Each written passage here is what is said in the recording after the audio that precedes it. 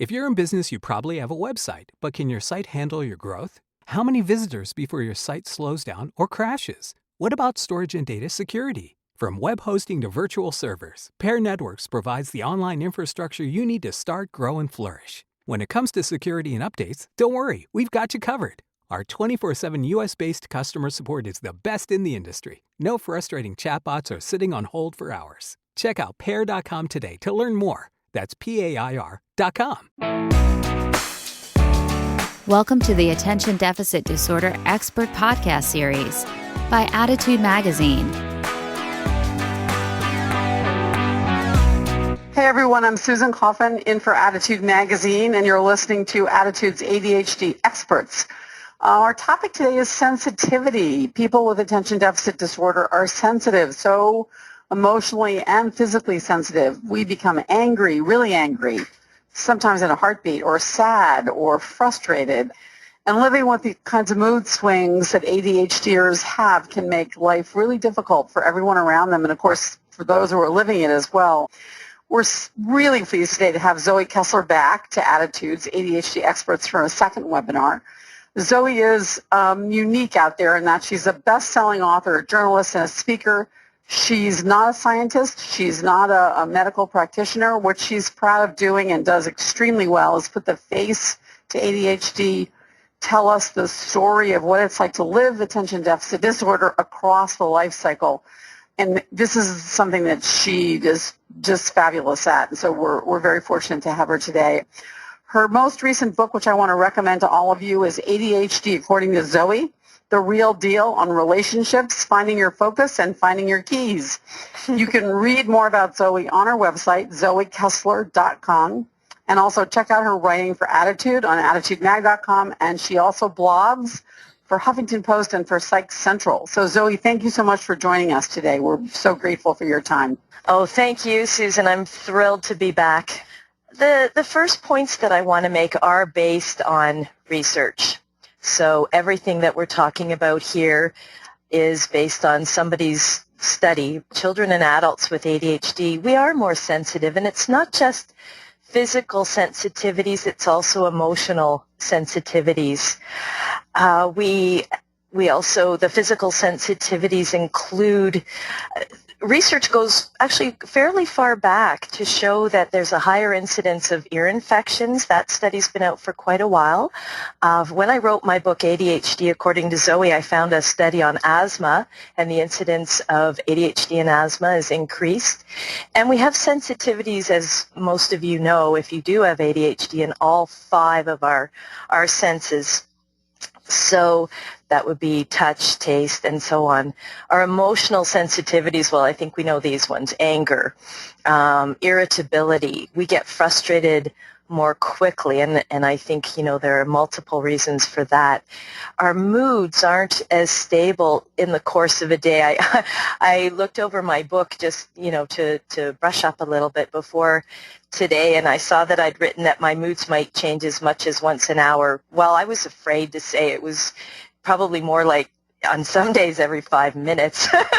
I was afraid I'd sound a little more wingy than I am, but it can be very rapid mood swings, and we'll talk about that later. And we also, because of all of this, our sense of well-being fluctuates. We don't seem to glide through life as easily as some others might do, because we can't trust that sense of well-being. It could change in a heartbeat, and that's very disconcerting. It's a tough way to go forward in life. There's something that I ran across in my research called emotional lability, and it's been mentioned by writers and researchers in connection with ADHD enough times that I just wanted to mention it during this webinar. It's emotional lability, the definition that I've found and that the research points to, and there's more and more coming out about it and the connection with ADHD. Have you ever had that experience where you found yourself reacting to a situation with a strong emotion, and it felt like you were watching yourself and thinking, wait a minute, why did I react with that particular emotion? I don't really feel that way. So there's an incongruity there. The emotion that you're responding with or reacting with doesn't really fit how you how you feel about the situation. It's a really strange phenomenon, and I know that before my diagnosis with ADHD, I did experience that often enough that I recognized this when I read about it. So if you have questions about that, I'm not an expert in EL, but I can certainly try and help you out with that one as well.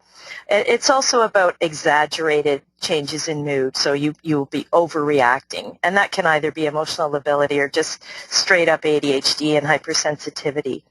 Now, here we get to something that the women in our audience might relate to. If you've had PMS or gone through perimenopause or menopause, we all know that our hormones are fluctuating.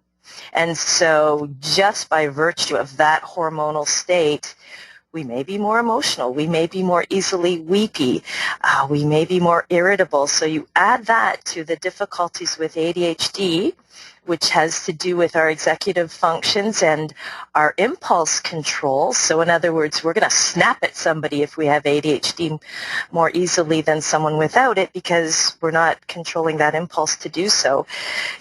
So you add PMS and it's like you're pouring gasoline on the proverbial fire. Look out. So, you know, the T-shirt, right? I have ADHD, I have PMS, I have a gun. Any questions, right? It's funny, but it's not. It's really not. We need to learn how to identify the triggers for our emotions and how to manage and treat that as well. So finally, managing your sensitivities. Awareness. Well, I always think that, you know, a lot of us have difficulty reading. Learning disabilities go along with ADHD, but if you can read as much as you can, be it in a blog post or a magazine article or wherever, a book, read, learn as much as you can, become aware of this. Self-advocacy. If you're in a situation that you're finding difficult or uncomfortable, we need to learn to speak out without shame, without any sort of emotional attachment to it, in a neutral way, to have the volume tuned down, etc. Share your sensitivities with others. Let them know in a neutral way that these are my sensitivities. What can we do together to accommodate them? And get as much support around you as you can to help you manage your hypersensitivities. And there are lots of venues for support. So let's get into some of the specific ones. Physical sensitivities. So touch. For touch, we have some solutions here. You can find tagless clothes. Those have been around for quite a while, and that's where the tags are sort of stamped right into the clothing. Smooth fabrics, ones that don't itch, try it on. Make sure that you try on that fabric before you leave the store. Move around in it. Is it too constricting? Get items without seams. Those are just a few ideas, and there are countless others. Sound. You can get a white noise machine or a whirring fan to help block out sounds that are distracting for you or annoying. If you're at the workplace especially and you need to focus and you're finding it difficult to do so, find a quieter place to do your work. Now there also is something I'll just add to that auditory. There can be something called CAP. And, of course, I'm blanking out. But there are other auditory situations that aren't just ADHD, so you may be able to be diagnosed for another auditory difficulty. So find out, rule out other things that you can treat. I mentioned already, ask that music be turned down in public places. Visual and auditory overstimulation. I used to live in a city. Not anymore. I just, if you're finding that you're being overly stimulated, take a break away from it, especially if it's a situation that you feel that you need to stay in. Take a little break and come back to it. Get centered, get grounded, get calm, and come back and take it up again. Go to a different area of the building if you have to. I mean, sometimes it's as simple as go into the ladies' room where it's a little quieter, away from the throngs, and then come back to that family reunion, come back to that wedding reception, what have you. Take a stroll out in nature. I mean, we all know, or we should by now be aware, that the research really does show that there are actual biochemical changes that happen chemical interactions that happen when we're in amongst trees and nature that really do serve to soothe our jangled nerves. It's a physical response as well as maybe a poetic one. Smells. I think no scent policies at work and elsewhere are de rigueur. I think that is something that we're becoming as a society more and more aware of, not just people with ADHD, but others are developing sensitivities, and we could do a whole webinar on that perhaps elsewhere. Essential oils drive some people absolutely nuts. I like them. So that's a very strong smell. Incense is a strong smell. But, if you like it, it can be something that can be used to soothe you. Common ones that we know about are lavender. Is a very soothing smell. So if you can tolerate it, that's not a bad one to help soothe you. Taste. This is a toughie, right? This is where we get into social awkwardness. Somebody invites you for dinner, and you have to list off your food sensitivities. This is one I learned firsthand when I was invited to a meal with ethnic food, and I was served an innocuous-looking omelet, and my head was almost blown off. I don't know. That's a toughie. But if these are your friends, they will love you. They will want to accommodate. They're inviting you over to do something nice for you, not to challenge you with your taste sensitivities. So just be open and honest about it. As we know, ADHD looks different in each of us. So just as you've learned about your own ADHD symptoms and traits, what works for you, what works against you, you will have your own specific sensitivities, be it physical or emotional. You might want to keep track of your emotions on your calendar. When are your emotions seeming to be more heightened? Keep track of any physical reactions you have to food and so on. Just be aware of your own sensitivities. Notice what's making you become more emotional. Is it the time of month? You haven't had enough sleep? You're too hungry? Take a time out when you feel angry. So learn to identify the physical responses to your emotions so that you can get out of that situation or you can address it before it explodes. So self-awareness, something that, we're not all that good at until we learn about it and treat our ADHD, is something that's paramount here with your sensitivities. Now, in terms of environmental situations, a therapist can even help with that, to identify, okay, when you're dealing with this kind of a person or when you're dealing with this kind of a situation, it's making you stressed out and you're getting eczema, right? You're getting that physical reaction, that physical sensitivity. So maybe you want to walk back to the beginning, that whatever triggered that, learn about that, and that will help you manage that physical response. So that's a good overview, and I guess if we have a lot of questions, hit me. Okay. One of the things that a couple of people have written about is just feeling really terrible after they lose their temper. I'm just going to find this one question. I'm a single parent with ADHD. 90% of the time I can remove myself when the situation is overwhelming and avoid an emotional outburst, but there are just times when I just don't succeed and I snap at my children. I really beat myself up for it, and I wonder, what could I say, both to my children or other adults, to make up for this, sort of horrible feeling of having lost it? Do you have any thoughts for this? Yes. Excuse me. I do have thoughts and I do have ideas, but I will preface them by saying that I'm not an expert in children and ADHD or even parenting and ADHD. But what occurs to me, and what I think is always paramount, is we're all human. And from time to time, we are all going to explode. And it sounds like this individual is really good, and congratulations. 90% of the time you can remove yourself from it. That is fabulous. So it sounds to me like, oh, you're human. Every once in a while you slip up and you can't control it.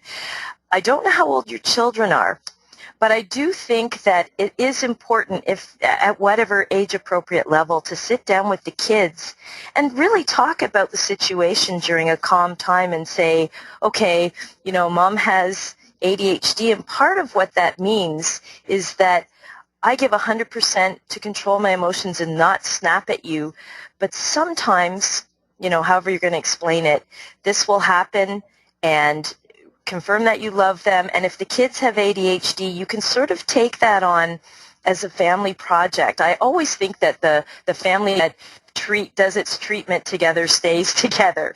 So to model self-acceptance and forgiveness with the kids, because especially if any of your children have ADHD, they too are going to be working to manage their emotions and their angry outbursts, and they too will lose it sometimes. So if you can all take this on as a project together and really model that, I'm not a bad person because I lost it, but do you see what I mean? So take that on as a thing that you can all work on together. Does that make sense?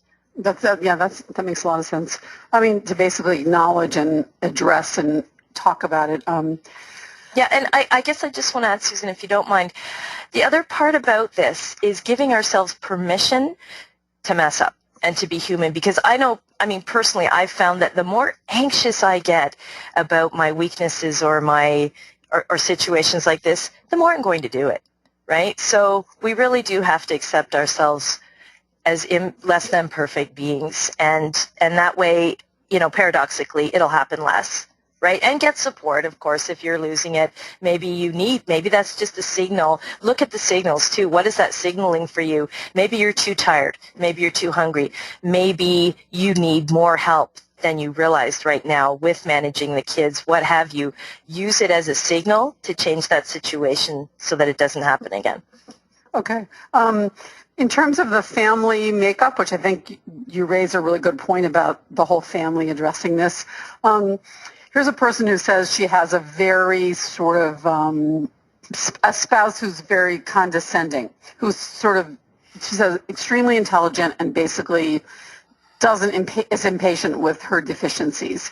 So doesn't sound like very understanding of the problems of ADHD. He, quote, always reminds me indirectly that I'm damaged. How do you win over a family member who just doesn't get it?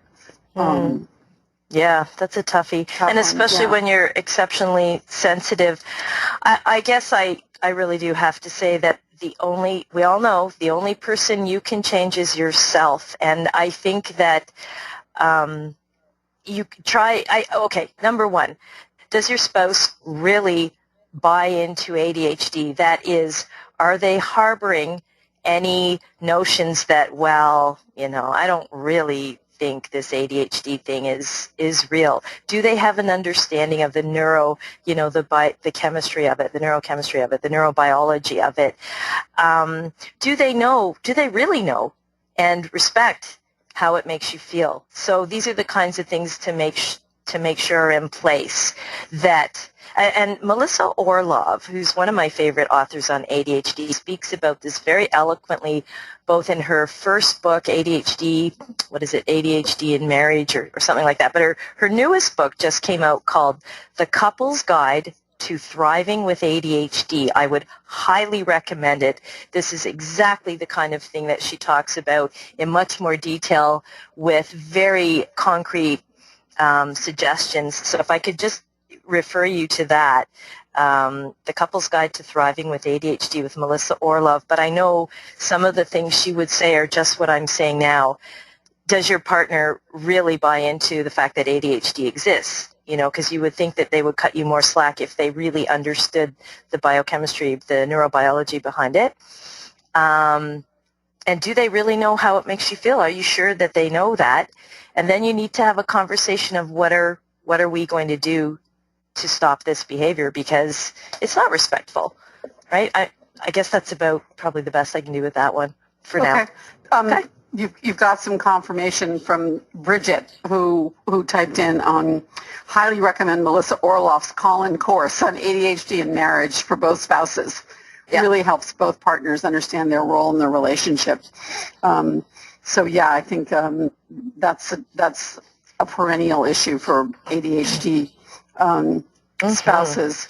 We also have non-ADHD spouses on the webinar who say that it's just really difficult to be around a spouse Here's Allison who says, I really struggle with how to respond when my spouse has an anger or frustration episodes with family or friends. I feel embarrassed, and I try to sort of smooth over what happened because I feel people don't understand. Do you have any thoughts for the non-ADHD spouse? Oh, yeah. The first thing is, you need to have a conversation with your spouse. I don't know if your spouse is aware of how that impacts you. I guess the best thing I can say is that it's always the person with the ADHD. It's always their responsibility to treat and manage their ADHD. So your spouse may or may not be aware of these behaviors in the first place. I don't know how much treatment they've had. Sometimes our self-awareness is not in a place, and our treatment is not in a place where we realize how much of an impact we're having. So we've got to make sure, number one, that they're aware of that. And I guess, as partners, we get so enmeshed in each other's feelings sometimes. I think it's important, and it's so hard to do. It's so easy to say and so hard to do, is to just really come to terms with the fact that you are not your spouse. And you might even want to talk to your friends or your family members individually, and just let them know if they're saying things to you that, I don't know. That is a tough one, but I think it's your partner's responsibility to deal with that situation, not yours.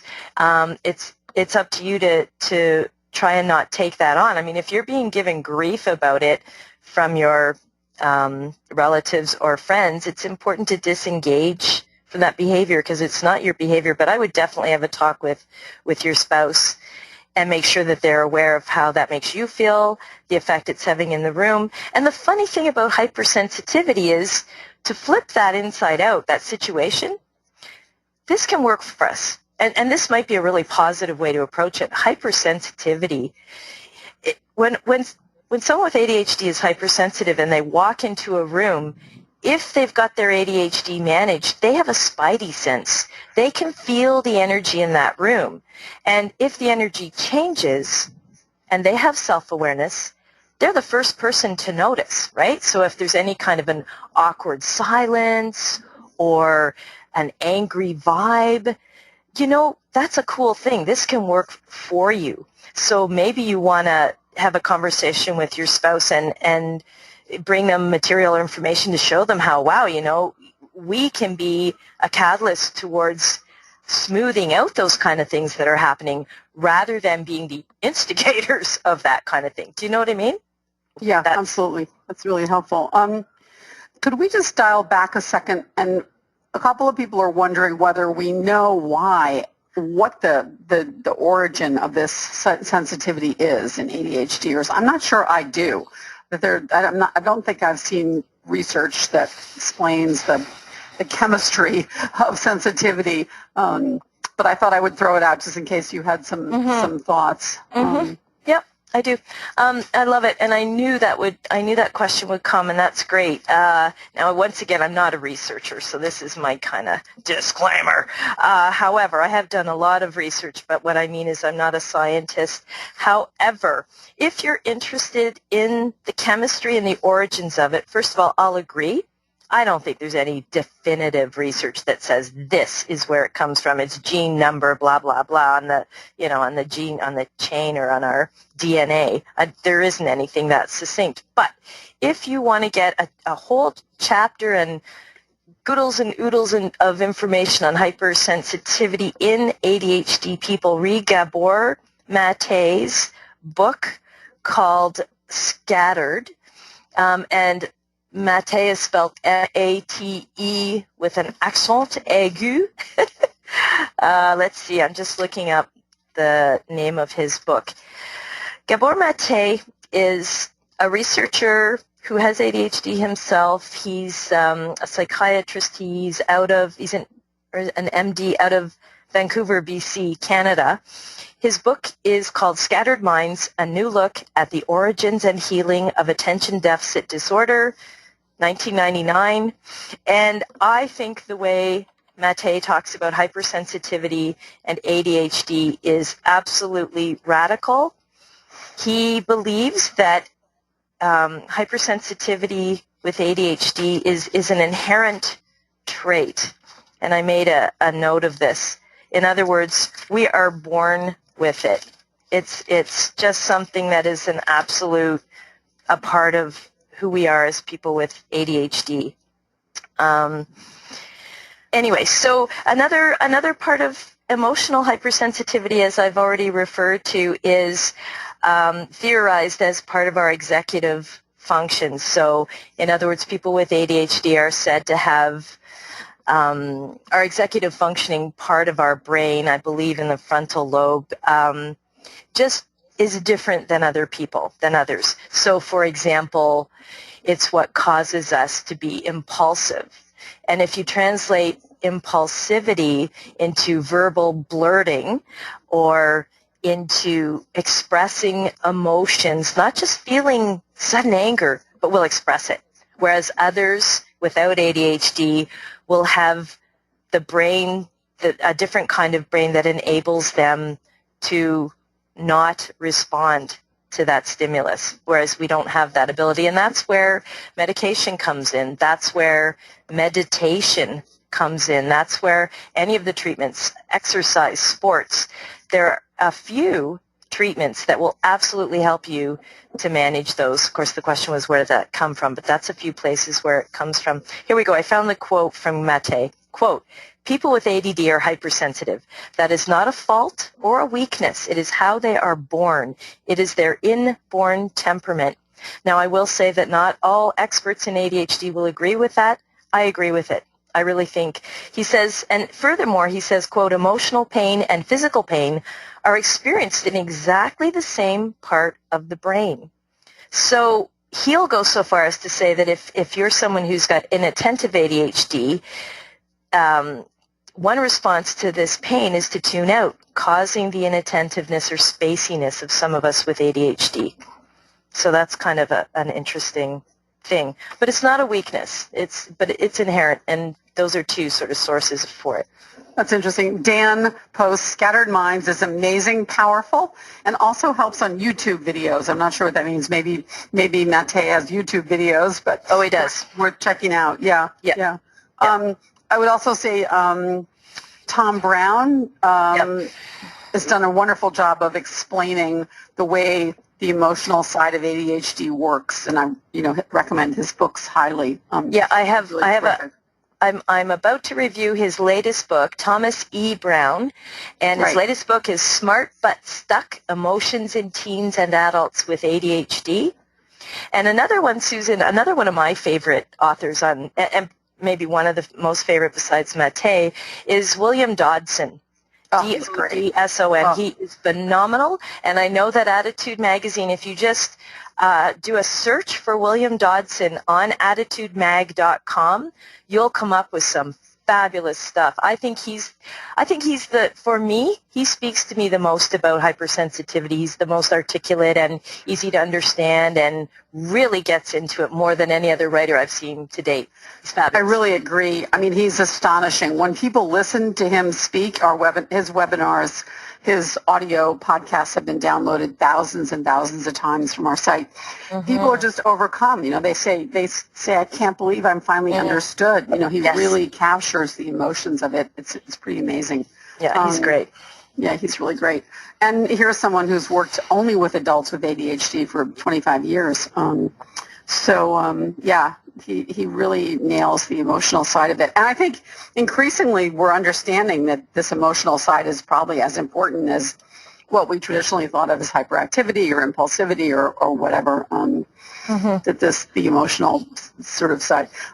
To the emotional side, and one of the ways I first encountered Dr. Dodson actually was his writing about the differences between bipolar disorder, and attention deficit disorder.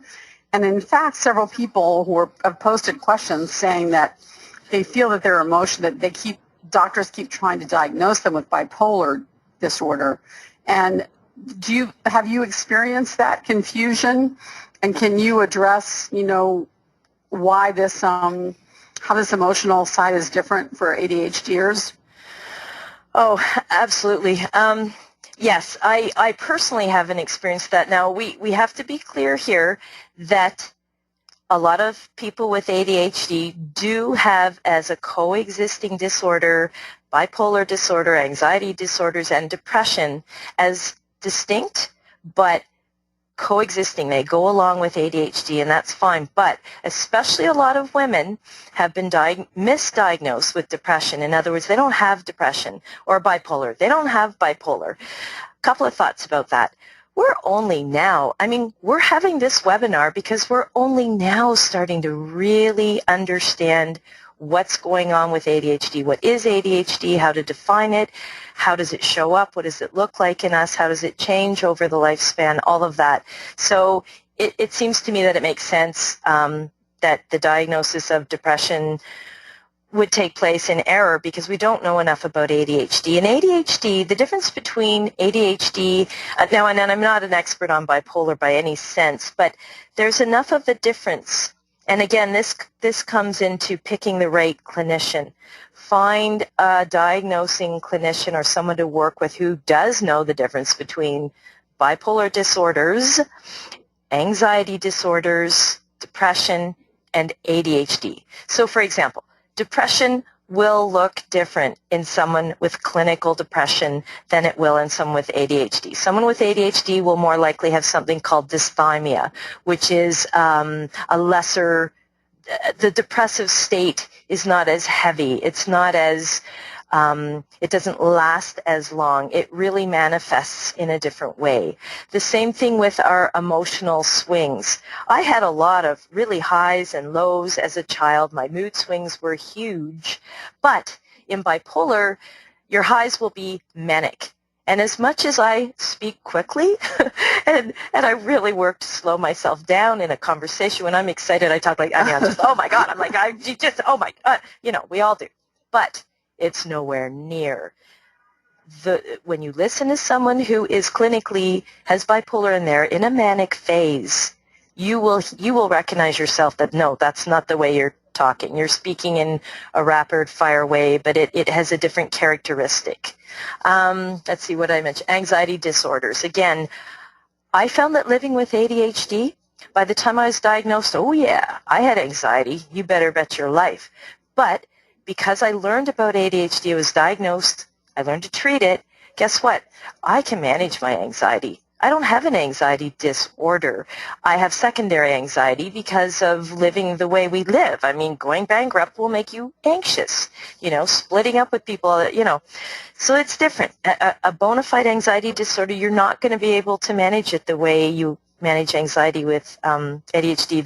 Does that sort of cover that? Make sense? Yeah. No, Yep. I think that's great. I'll just, again, this is not medical advice, but I'll just say that one of the things Dr. Dodson talks about is that the emotional mood swings and sensitivities for ADHD take place rapidly in the same day, whereas in a bipolar situation, apparently, again, it can be a longer time frame. So a manic period might be weeks, or a depressive period might be weeks. Yes. So I think that's one of the factors that seems to be distinct. But as you say, it is possible to have both. So have to get a good diagnosis, I think, before you make a conclusion. Just a second.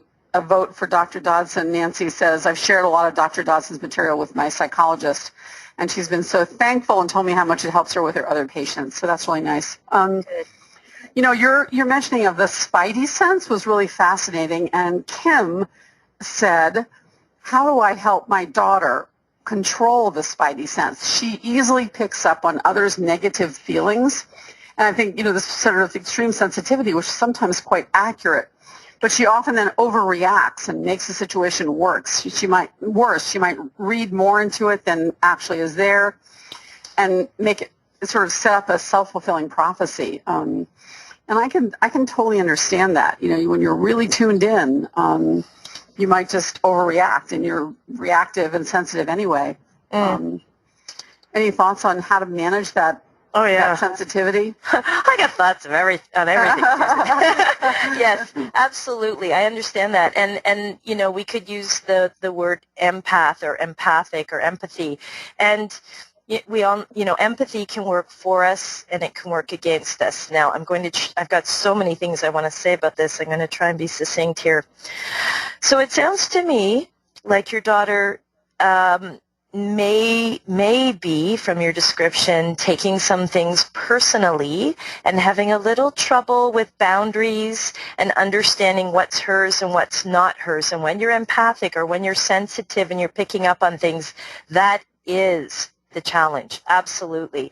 So some approaches for that, and a lot of us have had to do this. Therapy. Cognitive behavioral therapy might be of use. Talking to someone to learn to identify and disengage from others' challenges. I mean, we are a touchy-feely group, and I certainly wouldn't advocate that we absolutely eradicate that. I think that's what makes us so wonderful and special. One of the things. I love to talk to people with ADHD because I find the majority, if not, we're warm and compassionate and sensitive and open, and isn't that lovely? But we need to learn, and again, therapy will help. We need to learn to protect ourselves, to understand about boundaries, to know when something isn't personal. And this isn't just for people with ADHD. This is for our entire culture, I think. We're not a culture that understands this. I want to recommend a book called The 4 Agreements. It's a wonderful book written, it's a kind of a philosophical lifestyle book written by Miguel Ruiz. So that's Miguel Ruiz, Don Miguel Ruiz. I'm murdering his name with my pronunciation. The 4 Agreements talks about, one of the chapters is, the 4 Agreements, one of them is don't take anything personally. And that is don't take anything personally.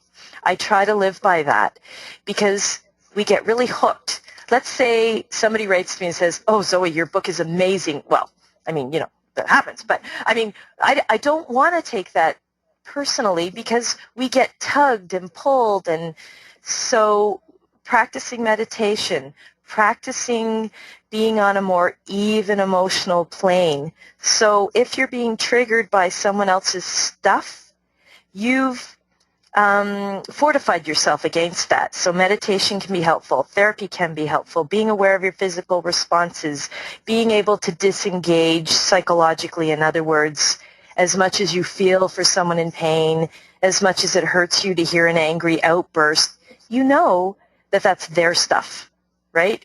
And that takes a lot of practice and a lot of work. I think the book, The 4 Agreements, will help.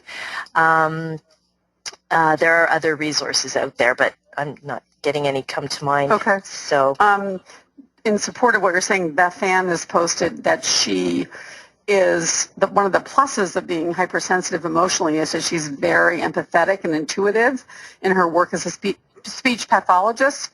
Mm-hmm. But the downside is that sometimes it's just exhausting mentally and physically because she so overly connects mm-hmm. with her patients. Mm-hmm. So I guess, looking on the positive side, the sensitivity makes you able to really, her able to be effective, and yet it's exhausting for her. I think absolutely. Yeah. If I could just jump in here quickly, this might be a great place to introduce Elaine Aron's excellent book. And do we have I don't know. I'd like to talk about another topic before the webinar is over. It would be a real disservice not to. Okay. Yes, people with ADHD or who are very sensitive make fabulous therapists. They make fabulous, that is true, but we need to learn self-care. Another thing that might be going on with emotional hypersensitivity is 15 to 20% of the population has something called being a highly sensitive person. This is genetic. It's not ADHD, but it can come along with ADHD. You may very well identify with being an HSP, highly sensitive person. Read a book called Highly Sensitive People by Elaine Aron. And by the way, I referred all these books in my book, ADHD According to Zoe. Elaine Aron is E-L-A-I-N-E, Aron, Aron. She's a terrific psychologist who's made it a specialty of HSP. She has a newsletter online. She's got a lot of tips for people who are very empathic and very emotionally hypersensitive and who have physical sensitivities. There's tons of information there. I think the woman who asked the question about her daughter will find all kinds of strategies there to help her daughter. We all find strategies there to help us protect ourselves in our sensitivities. So I really think it's a resource that you want to check out. That sounds great. Highly Sensitive People by Elaine Aron. Person. Highly Sensitive Person. Sorry, I just wrote that Yeah, wrong. it's probably like the highly sensitive person. The Highly Sensitive Person. Yeah, it's on my bookshelf here. Yep, The Highly Sensitive Person by Elaine N. Aron, Aron, PhD. Okay. Yeah, you can find it. You can just Google her. She's fabulous. Okay. One thing that has come up here is people who live with someone with ADHD find that one of the ways that the ADHD person, sometimes it's an adult, sometimes it's a child, cope with the flooding of emotion, or maybe this is not what's going on, is that they just withdraw, shut down, don't communicate. Is this something that you see? Is that a reaction? Is that a form of high sensitivity in your view? And how should that be addressed if you're living with a person who just shuts down and doesn't speak? In one case, a person who raised something difficult, and the ADHD partner didn't speak to her for a month. In other cases, people are describing just shutting down for a day or for hours. Wow, a month, eh? Whew. Okay, yeah. I'm going to stick with adults because our lives are very complicated and we have so much on our plates. I do relate to this shutting down thing. In fact, I did it this morning. I've got a very busy week on the go here, and the logistics, everything's changing by the second, it seems. And I shut down. I wrote an email to someone, and I was stuck. So I think the shutting down thing also feels like being stuck. You're immobilized. Another word that we can relate to and we've heard before is being overwhelmed. So I liked your expression, Susan, of flooding, and I've heard that before. Again, I would refer back to Melissa Orlov's book, and I have to say she has a co-author on her recent one, The Couple's Guide to Thriving with ADHD. Her co-author is Nancie, Nancie Kohlenberger, Kohlenberg. Anyway, you'll find it just with Melissa's name. But they do address this very thing. And what I would say is, for myself, I've found that coaching is helpful. So I can get overwhelmed just simply because I'm juggling too many things, or I've scheduled too much, or my emotional state is, as you say, flooded. So finding coping mechanisms, it's okay to get in that state, but we need to learn the strategies to get ourselves out of it. Okay, so here's a few. Coaching. Coaching will help to give you a structure or an approach that will help you when you find yourself in that state. Talk to your coach to strategize around what will work for you to get yourself unstuck, to get yourself out of being shut down, to work through the reasons why you got there, etc., and to move forward. To reframe it. Reframing is always a great thing to do. So when you learn how to reframe and you find yourself shut down, you start to find solutions out of that space. You realize that nothing in life is static. Everything is dynamic. There's no way you can possibly stay in this state. Granted, a month is a long time. Okay, sorry. It's so totally not funny. So coaching, reframing, going for a walk, feeling that you're being understood, that you do need this space. But if you're shutting down for a month, I don't know how that's tenable. You know, that's someone who really needs to find the strategies to get out of it. So I think, Susan, you want me to move on, but yeah. Yeah. Rex says, a prominent emotion for me is a total loss of optimism. I just suddenly become overwhelmed with thinking that this just won't work. I'm incapable of doing this. I'm going to fail. And why try? You know, how to handle that kind of overwhelming sense of just, intense failure? I guess is the question that Rex is raising, which is we can all identify with that. Yeah, totally. Oh, man, I feel your pain. I so get that, and I do understand that, and I still suffer from that. It does happen. I understand that, and it's a horrible feeling. I know it is. I guess the first thing to do is to tell yourself that this too shall pass. We know that we find ourselves in that situation especially when we're highly emotional. It's important to approach it holistically. When I feel this completely lack of optimism and loss of self-confidence and self-esteem, oh, I can't do this, why should I try? I listen to that and I say, okay, where's this coming from? I wasn't diagnosed until I was 47, and I don't know when you were diagnosed, but if it's late in life, don't forget that's probably a learned behavior. And if you've been diagnosed and you're managing your ADHD well, remind yourself that that's an old response. The next thing I do that works for me is I talk to a friend. I'll just express to them how I'm feeling, and I'll choose carefully who I'm sharing that with, because someone who knows me really well will inevitably be able to say, well, Zoe, you've done this and you've done that and you're capable of this and look what you did there, and to mirror back to me what I've already accomplished. The problem with ADHD and emotional stuff, when we get feeling our loss of optimism and we feel down on ourselves, we have short-term memory problems. We have memory problems, period, which means that we can quickly forget our accomplishments and our achievements. We live in the now, right? We don't have a sense of the past. We don't have a sense of the future. So right now, it's easy for me to forget what I am good at and what I have achieved in the past. So maybe make an exercise of reminding yourself of what you've done and really ask the question, is it really that bleak? Or if it looks that bleak, who can I get to help me to work through this and to move this forward? Maybe I can't do this, but there are other resources out there to look beyond yourself. So those are a few ideas. And then again, therapy is always good. But this does happen. It's inevitable, I think. Yeah, it's really, and as you say, it's really tough in that moment. 2 or 3 people have raised the question of food. Roseanne and Daisy both said that they've used food in essence to numb their emotional sensitivities or to sedate their oversensitivity. Is that something that you're familiar with, and do you have any recommendations on food? Wow, that's really interesting. Isn't it? Yeah, more than one person. Yeah. I love that.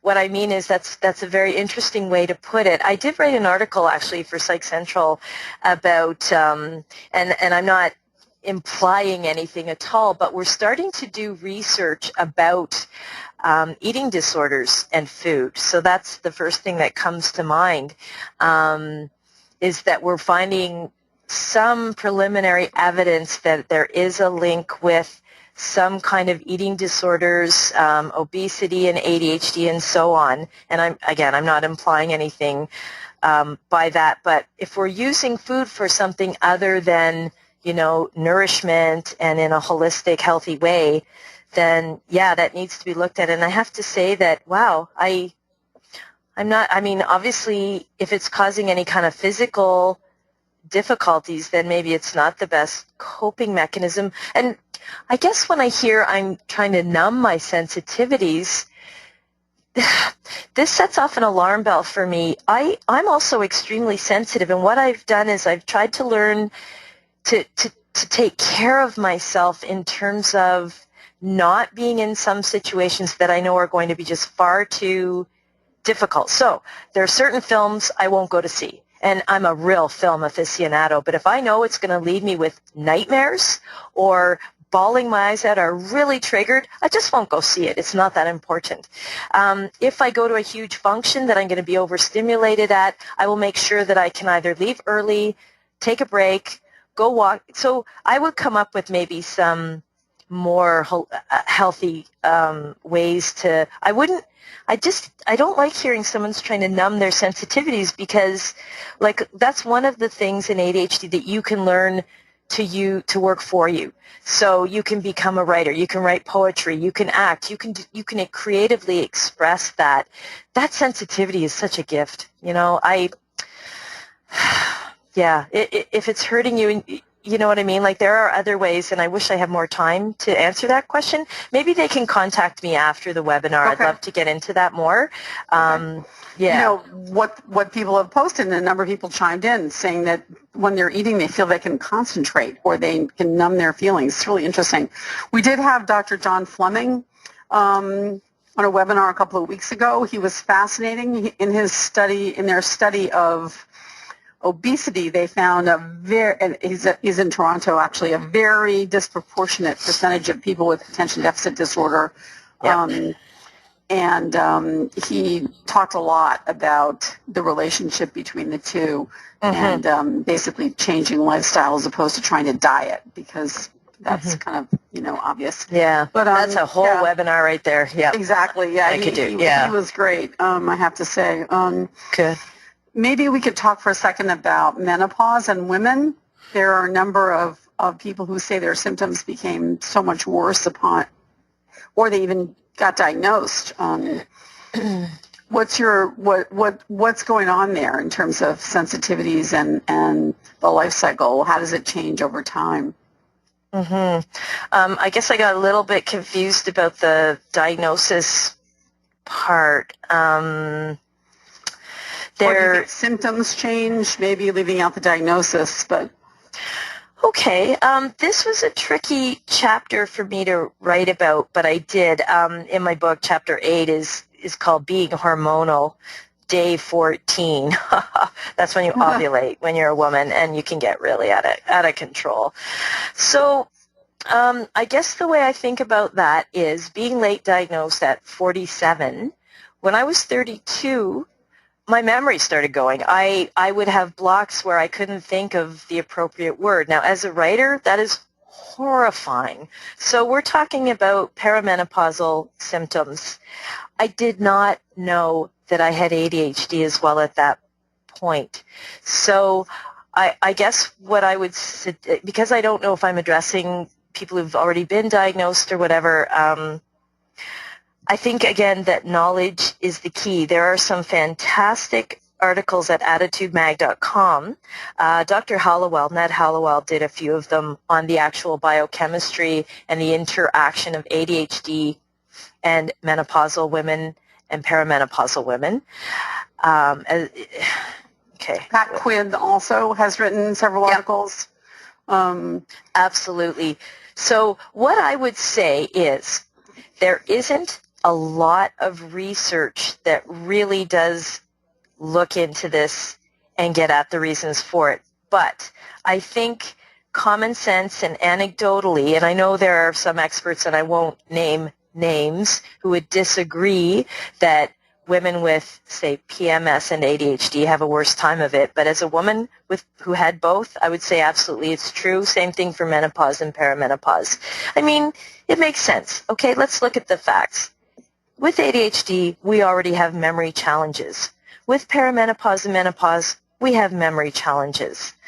With ADHD, we have physical sensitivities. With menopause, we have emotional and physical sensitivities.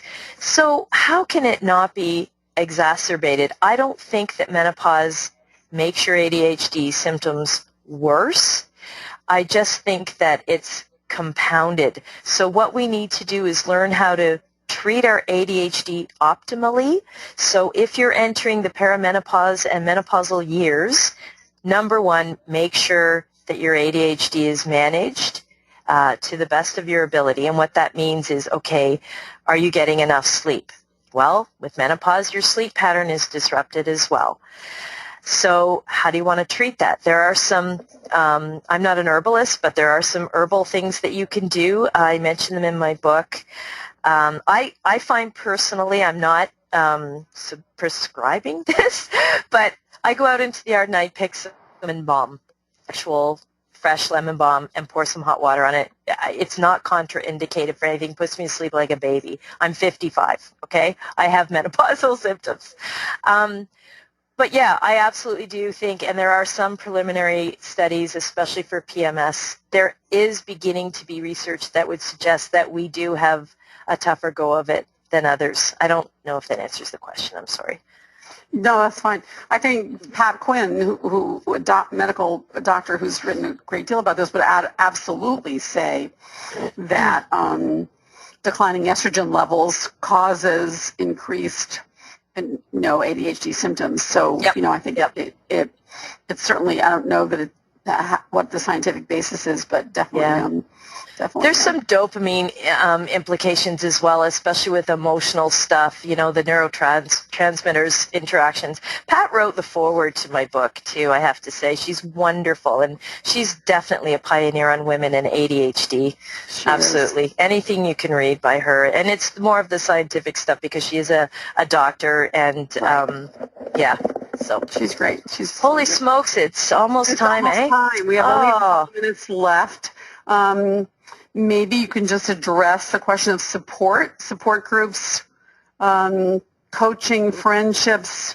People are looking for help finding coaches or support. Any tips for not feeling so alone with these symptoms as we come to the close? Absolutely. As you know, there are online forums. There's one at attitudemag.com. There's one at psychcentral.com. Read a book and you'll hear other people's stories. In mine, I interviewed so many different women. Let's see, support. Coaching is good. I think best friends are good. I wrote an article about that as part of our treatment because, number one, I think it boils down to managing any of your symptoms, be they physical or emotional hypersensitivities. Get to know yourself, and self-acceptance is really, really important. All of this stuff is going to be blown out of proportion if we add insult to injury by feeling guilty or berating ourselves. It's just going to make things all the worse. So support is important, but self-acceptance is really key to all of this. That's great. Okay. Thank you, Zoe, so much. Everyone, please check out Zoe's book, ADHD According to Zoe, The Real Deal on Relationships, Finding Your Focus and Finding Your Keys. And Zoe, thank you so much. You really nailed the feelings, and people are grateful for that. So thanks from all of us. Great. Thanks, Susan. Bye, everyone. For more Attitude Podcast and information on living well with attention deficit, visit attitudemag.com. That's ADDITUDEMAG.com.